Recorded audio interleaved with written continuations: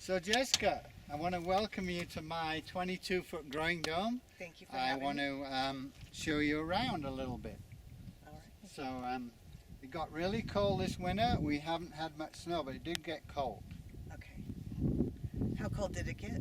Well, it got down to minus 11 degrees below zero. So that was pretty cold. Anyway, let's show you inside. All right. I have to excuse this. This is an older dome. It's 10 years old, but it's still doing great and growing all year round. So here we go. Come on in. So this is our giant kale. These can often go for 2 or 3 years producing kale, which is a wonderful crop for you can put it in soups and salads, and also a lot of people eat green smoothies made of kale. So Udgar, what exactly do you have growing in here? Well, I've got a whole load of winter crops. All the crops in here are frost hardy. You know, they don't mind a little frost. And cool hardy crops. We're starting off with kale. We looked at the kale, and we've got some rosemary and lots of members of the cabbage family. All the members of the cabbage family like cool weather. So we've got cabbage, we've got cauliflower, and over here we got some broccoli. I love to eat the broccoli. You know, you cut the first head of the broccoli, and then it keeps putting out these little extra heads, and you just keep putting those in salads and nibble them on. And also the flowers are very delicious to eat.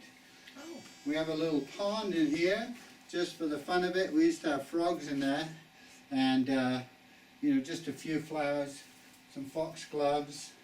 And then over here, not only do we have broccoli, we've got some miniature roses. Those are doing great. We've got carrots, we've got turnips, and those do wonderfully well in the winter. So a little bit of Swiss chard, so a whole mixture of stuff. Wonderful.